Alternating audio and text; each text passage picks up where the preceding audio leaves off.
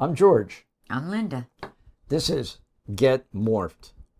I say that with emphasis because it's a command in Romans chapter 12, verse 2, where it says, "Do not conform to this world, but be transformed." That is, get morphed by the renewing of your mind. And then you'll be able to test and approve what God's will is, his good, perfect, and pleasing will. Now, this plaque was a gift from my stepson, who loves to work with wood and do creative things. This is his website. I'll have a link to it in the description box. It's graydog.us. When you go to this website, he has a tab called Idea Gallery, and it features things that he has done. Amazing work. There's my plaque. So I encourage you, if you need something special for a gift, get in contact with him.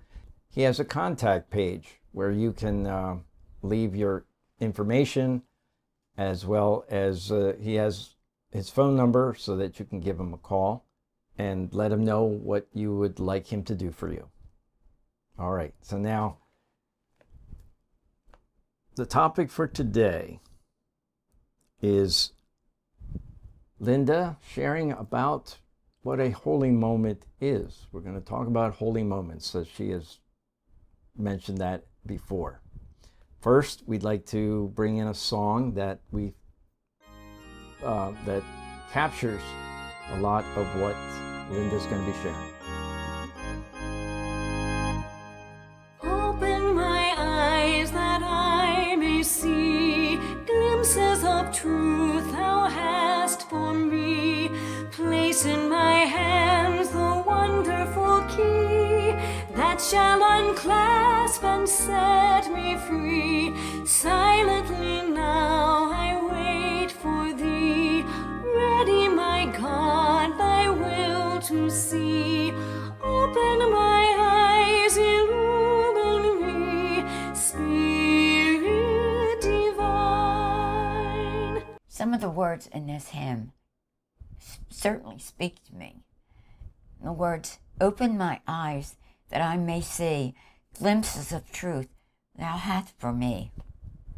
Silently now I wait for thee, ready, my God, thy will to see. Open my eyes, illumine me, Spirit divine." Really, I think that happened to me. No, I don't think it happened to me. It happened to me. I had what is referred to as a holy moment. Not a whole bunch of verses and passages. One moment. One single moment that I shared with God, that God shared with me. And it's hard to describe that moment because it was so special and so quick. It was God listening to me.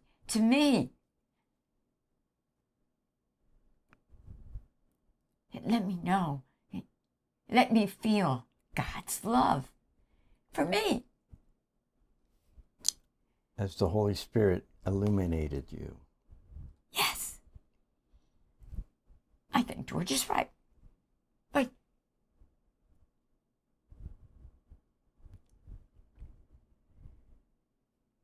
it wasn't philosophical or theological. It wasn't even a burning bush. Not even close. Not even a wet match. But No. it was a pine cone. It was a pine cone. And I probably wouldn't have paid attention to a burning bush. I didn't need a burning bush. I just needed the touch of God. And to know in that moment, to get a glimpse, a feel of God's love talk about overwhelming. And at the same time, it wasn't overwhelming like people want to just tell you what to think and do. And no, it was it was a spiritual hug. I don't know if God hugs, but to me it was. And I'm sorry, go ahead. Yeah, I was going to say, if any of you have had such an experience, please put it in the comments. Oh, yes. Believe me. Share. Oh, let everyone know. Don't be afraid to tell somebody because they think you're nuts. So this is important to point out, that God does want us not only to have intellectual knowledge that we can get from the Bible, but there's that other dimension. We have emotions as well. And the problem in some areas of Christianity is the overemphasis on either one of these. It's either all intellectual or all touchy-feely. And it's important that you're experiencing both. Mm-hmm. Especially the emotional part. God spoke to you through the pine cone in this holy moment. Because I've only asked Jesus into my life less than a year. And when you're new to Christianity, if not even Christianity, to the concept of God on a personal level, it's so different because, when you're new, you're uncertain. People know so much and they quote and you feel very vulnerable and fragile, frightened even almost. And in that moment, I was safe in that moment. You were safe? Safe. Safe from what? From the overwhelming... For the overwhelming... things I'm safe that I didn't have to prove anything. I didn't have to know something. Oh. I didn't have to know something spiritual or biblical. So it wasn't... God. It wasn't, I didn't need that. It wasn't a reward that God was giving you? Like, say, look, God, I memorized this verse today.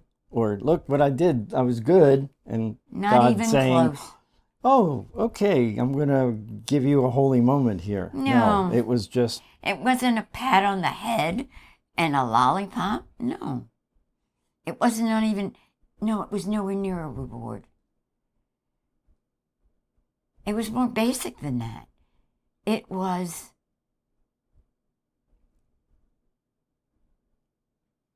it was a touching. Almost. It was... Yeah, I think you said it well. It was a hug. It was a hug. It was, I love you. It's okay, Linda.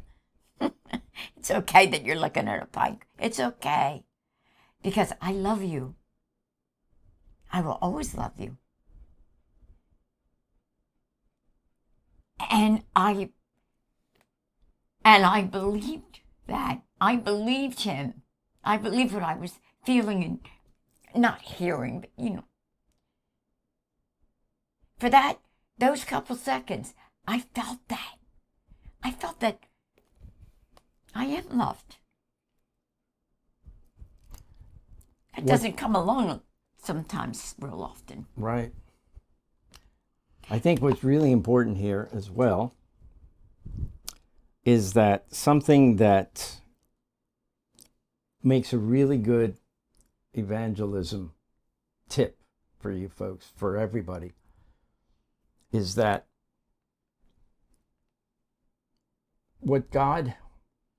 think of God as a person that he is. And just as any of us like to be taken seriously and that our words matter, that people believe us, just as we have that experience with people, that they believe us, God has been very clear in his word that he wants to be believed. He wants people to believe what he has said about who he is and what he can do, and the need we have for salvation in his Son, so that the belief that you expressed in that connection through the pine cone, connecting to God as a manifestation of his love, Linda was believing, and this delights God. This is what he expects to be believed, because he speaks the truth. Yes, and the words about, sorry about the glasses, but open my eyes that I may see glimpses of truth thou hast for me. And this is, what I'm saying is certainly not a new concept. I'm sure George can come up with many different scriptural examples. Yeah, and actually, I would like him to do that, because this is not a soap opera. I mean, right. It sounds it, but I want to get off the emotional part and get back to the real life reality of having something like that happen to you. Where do you go with this? And all right. Well, where do I want George to go with this? The thought that came to me related to how our spiritual eyes perceive God was in this verse here.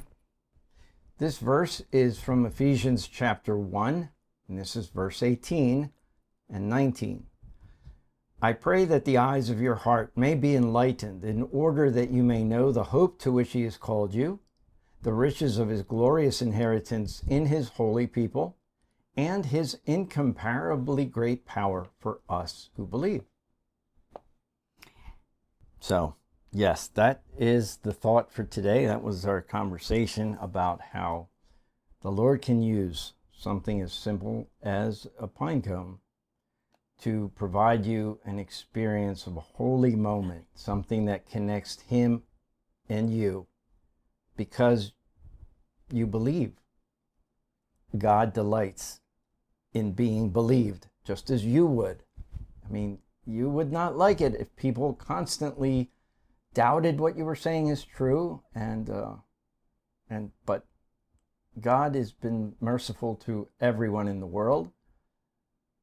He has a thing called common grace, which means he brings the rain to the righteous and the unrighteous.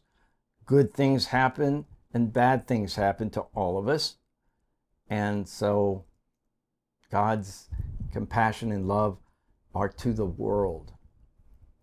Maybe we might have an opportunity to come across somebody who needs to hear that God is in the pine cone, that God, as we hear people's stories, we might be able to point out to them so that they can start understanding how God is trying to communicate and get their attention. He's trying to hug you. Trying to hug. Well, metaphorically speaking. But yes. God demonstrates his love for us in that while we were yet sinners, Christ died for us. Mm-hmm. Yes.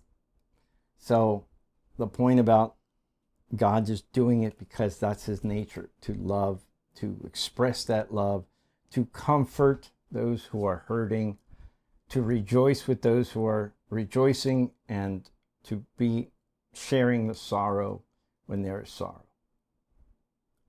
This is a rough paraphrase of 2 Corinthians, and I believe it's in chapter 1 or 2, but it's somewhere in there.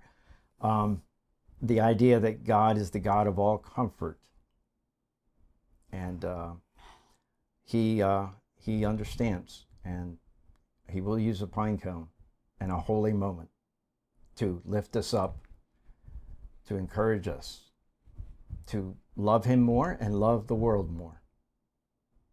So I think this is a good place to stop, and we'll finish with the rest of the hymn. We'll start the hymn from the beginning again and let it play through. So thank you for joining us, and Thank you, we'll George. see you at the next conversation.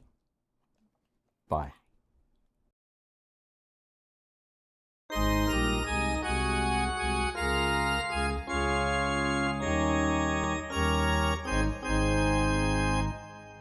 Open my eyes that I may see glimpses of truth thou hast for me.